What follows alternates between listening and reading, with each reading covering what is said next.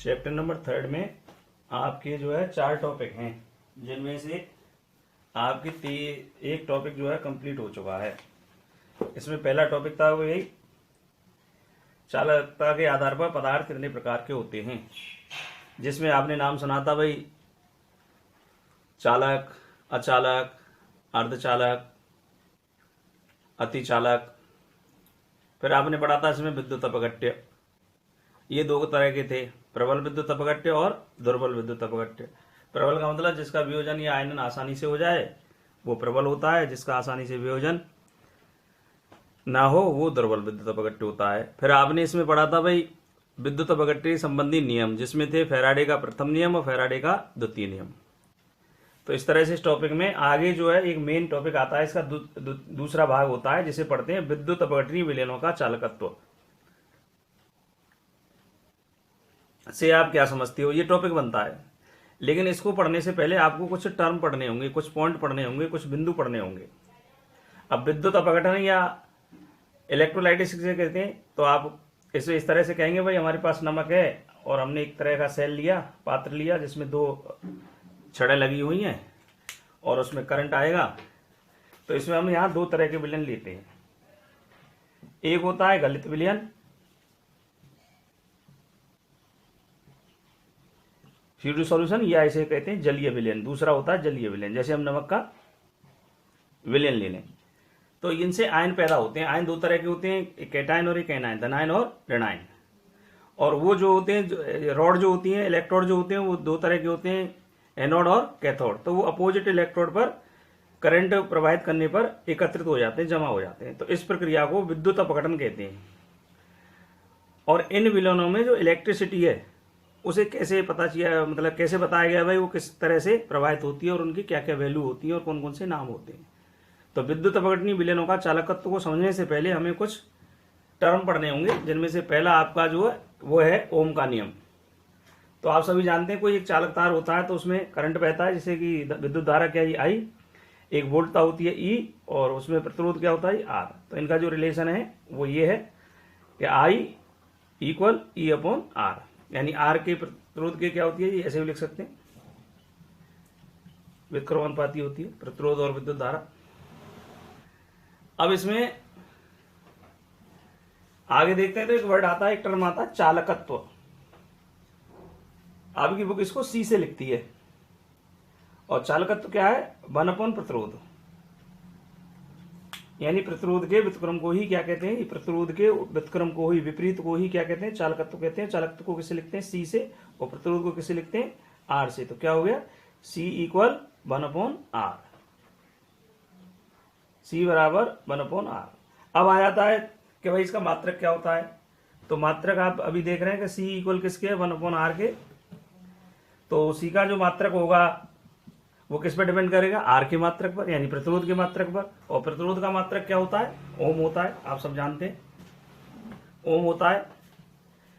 तो ये क्या हो गया 1/ओम, ओम को लिखेंगे तो क्या हो गया ओम इनवर्स। ओम इनवर्स को क्या कहते हैं, महो। और इसे एसआई सिस्टम में, पद्धति में क्या नाम दिया गया, सीमेंस। तो आपसे पूछा जाए भाई चालकत्व का मात्रक क्या होता है, तो आप कह सकते हो ओम इनवर्स होता है, या महो होता है, या क्या होता है, सीमेंस होता है। इसी प्रकार इसमें जो सेकंड टर्म आता है, इन थर्ड टर्म आता है, तीसरा पॉइंट जो आता है वो होती है प्रतिरोधकता या विशिष्ट चालकत्व, विशिष्ट प्रतिरोध, प्रतिरोधकता या विशिष्ट प्रतिरोध।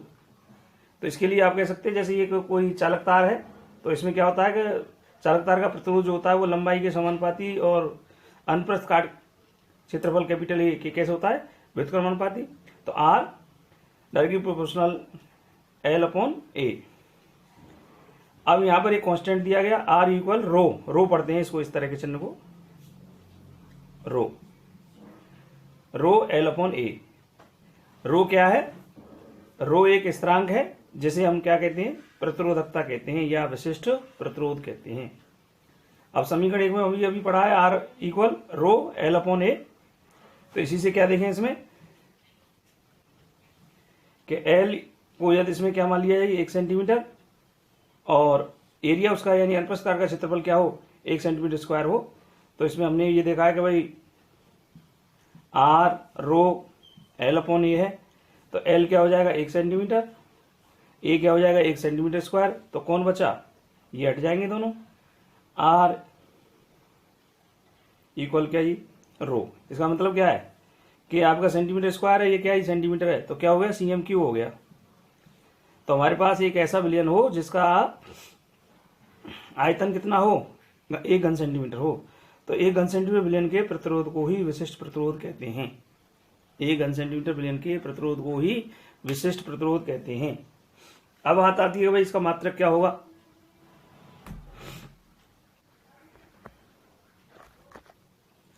तो प्रतिरोधकता का जो मात्रक है वो ऊपर जो फॉर्मूला प्राप्त हुआ उसी के बेस पर कैलकुलेट किया जा सकता है।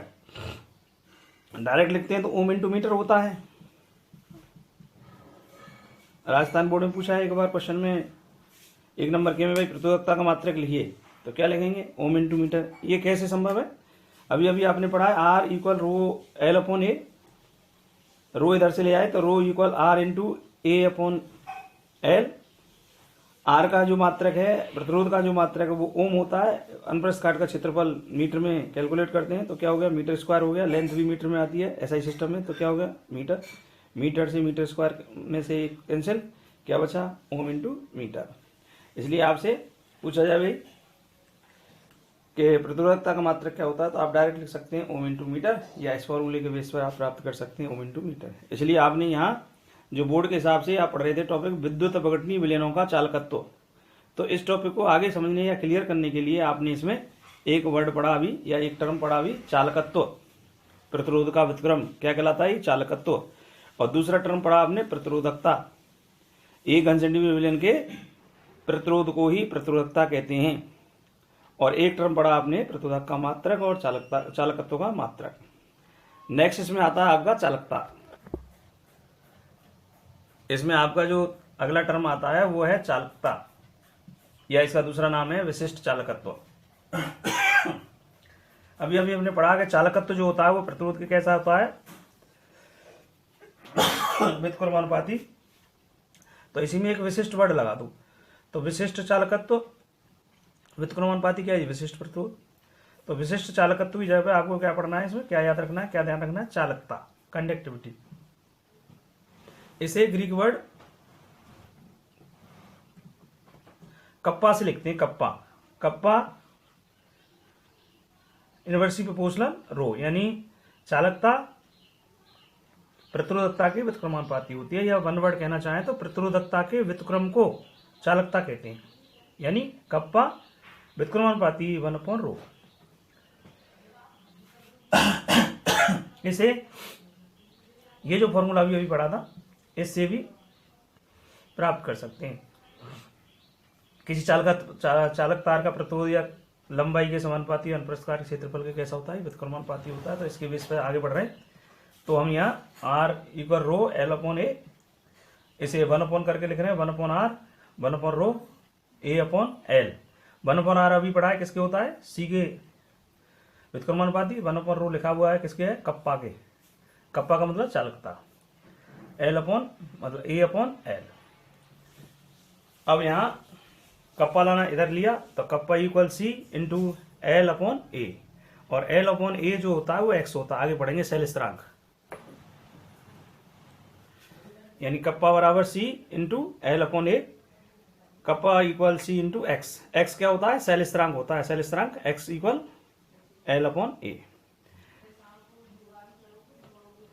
अब इसमें आगे देखें तो वही मान लेगा भाई एल जो है वो 1 सेंटीमीटर है, एरिया जो है 1 सेंटीमीटर स्क्वायर है, तो कप्पा इक्वल क्या हो गया, सी हो गया। यानी एक ऐसा विलयन जिसका क्षेत्रफल क्या हो, 1 घन सेंटीमीटर हो, तो उस विलयन के चालकत्व को ही विशिष्ट चालकत्व या चालकता कहते हैं। 1 घन सेंटीमीटर विलयन के चालकत्व को ही, चालकत्व का मतलब सी को ही विशिष्ट चालकत्व या प्रतिरोधकता कहते हैं। अब इसमें जाते हैं भाई इसका मात्रक क्या हो सकता है। 1 घन सेंटीमीटर विलयन का चालकत्व ही कप्पा कहलाता है। अब मात्रक में आपको ये फॉर्मूला रखना है, अभी आपने पढ़ा kappa equal C into L upon A. C चालकत्व है, सी चालकत्व को आप पढ़ के आए, सीमेंस होता है पीछे, तो एस लेंथ किस में ले लो, मीटर में, एरिया भी किस में जी, मीटर स्क्वायर में, तो ये कैंसिल। तो ऐसा यूनिट जो हो गई, ऐसा ही मात्रक हो गया सीमेंस मीटर इनवर्स।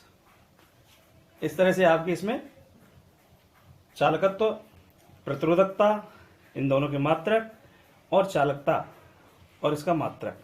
तो इसमें आपके बोर्ड में डेफिनेशन पूछता है, मात्रक पूछता है, और एक दूसरे से क्या पूछता है, रिलेशन पूछता है। जैसे इस रिलेशन को कैसे ध्यान रखेंगे भाई, ये किसका रिलेशन है, ये क्या है, ये है आपकी चालकता बराबर चालकत्व इंटू सेल स्थिरांक। क्या है ये, चालकता इक्वल चालकत्व इंटू सेल स्थिरांक। तो ये संबंध हो गया। आपसे पूछा भाई सेल स्थिरांक, चालकत्व और चालकता में संबंध बताइए। ये आपसे कह दे प्रतिरोध, प्रतिरोधकता में संबंध बताइए। तो ये आपने ये फॉर्मूला पढ़ा था अभी, ये वाला R equal row L upon A. तो ये ध्यान रखने, इन्हीं के बेस पर न्यूमेरिकल सॉल्व होते हैं। आगे जाके पढ़ेंगे इस चैप्टर में बहुत सारे न्यूमेरिकल हैं, लेकिन उन्हीं के क्लियर होंगे जिनके लिए ये सारे टॉपिक क्या है, ये क्लियर है। देखिए इसमें अगला जो टर्म है वो है सेल कांस्टेंट, सेल स्थिरांक। एक्स से दर्शाते हैं इसको। सेल स्थिरांक क्या होता है, तो इसके लिए आपको पहले ये जानना होगा चालकता सेल, यानी एक विशेष प्रकार से डिजाइन किया हुआ एक पात्र होता है जिसमें पीटी प्लेटिनम के 2 इलेक्ट्रोड लगे होते हैं। ये पीटी इलेक्ट्रोड हैं, इनके बीच की दूरी एल और अनुप्रस्थ काट का क्षेत्रफल क्या होता है, ए होता है। तो किसी चालकता सेल में 2 समानांतर इलेक्ट्रोडों के मध्य की दूरी एल और उसके अनुप्रस्थ काट के क्षेत्रफल ए के अनुपात को ही सेल स्थिरांक कहते हैं।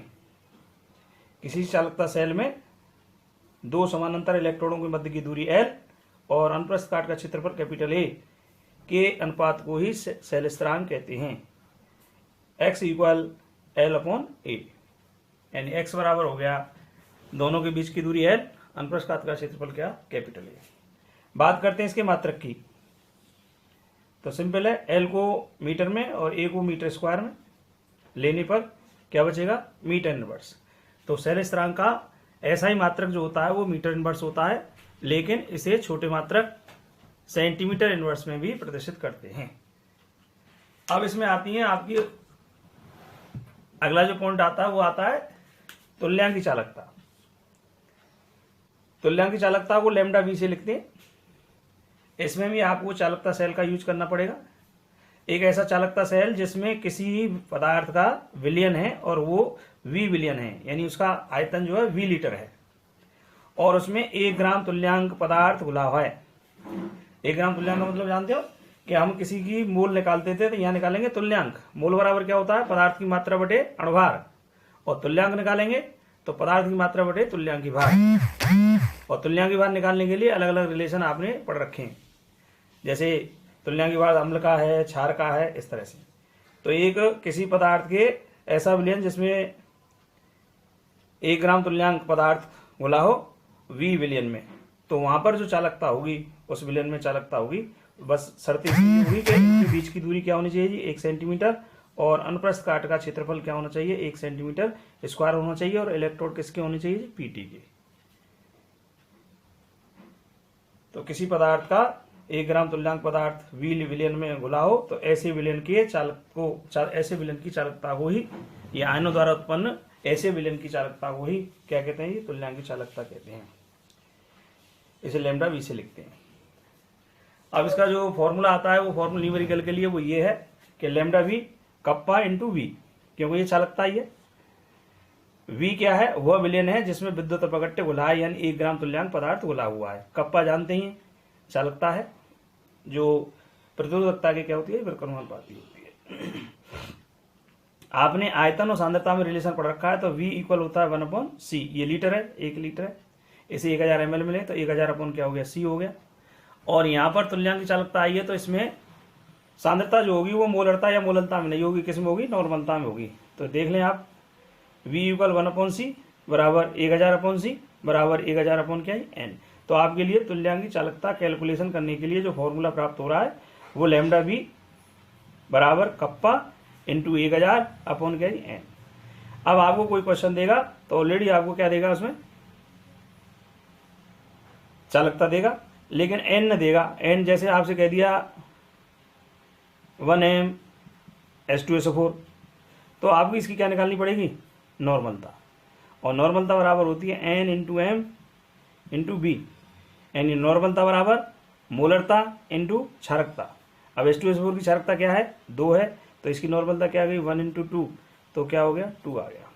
तो एन निकालने के लिए आपको ये रिलेशन आना चाहिए, ये वाला, एन नॉर्मलता बराबर मोलरता इंटू क्या, क्षारकता अम्ल के लिए। और यह क्षार होगा तो वहां क्या आ जाएगी, अम्लता आ जाएगी। अब लैम्डा बी का क्या देखते हैं जी, मात्रक देखते हैं। लैम्डा जी बी का जो मात्रक है वो ये है, lambda B equal kappa upon N.